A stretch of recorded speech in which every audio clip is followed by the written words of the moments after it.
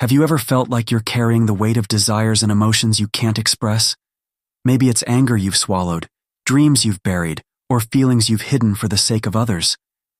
What if I told you that this silent suppression comes with a heavy price on your mind, your body, and your soul?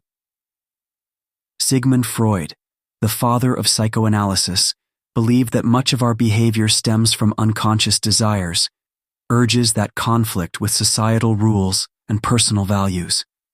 To keep the peace, we repress these desires, tucking them away in our subconscious. But repression doesn't erase them. They linger, finding other ways to surface, through dreams, slips of the tongue, or even physical pain.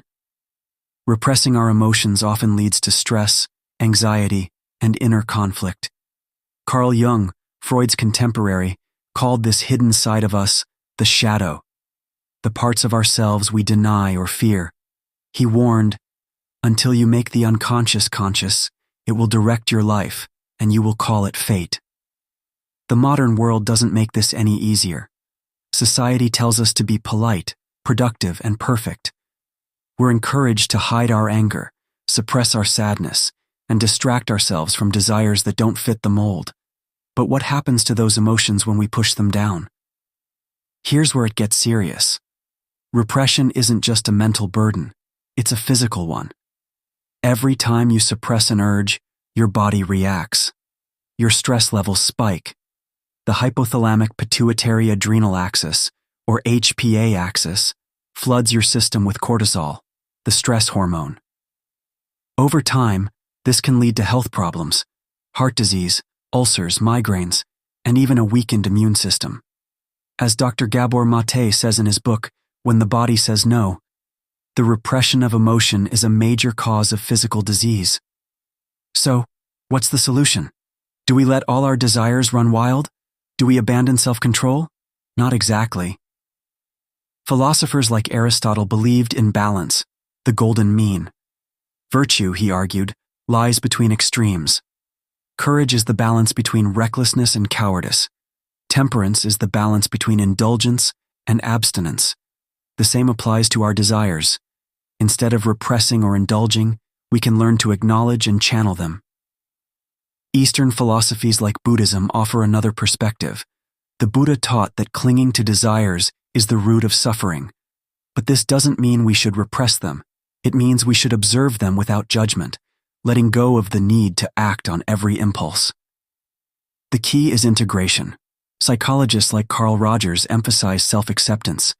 He said, "The curious paradox is that when I accept myself just as I am, then I can change."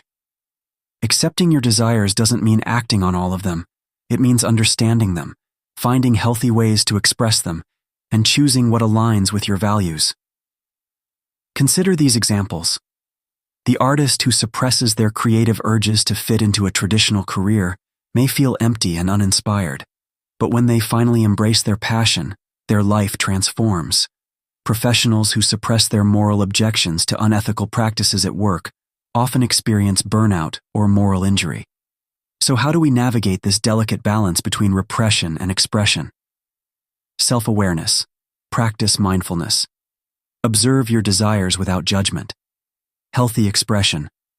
Channel emotions constructively through art, writing, or therapy.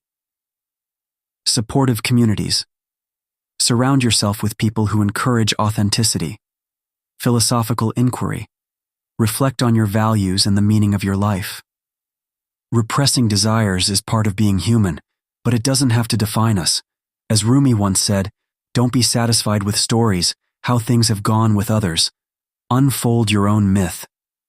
By confronting and understanding our desires, we can live more authentic, balanced, and meaningful lives.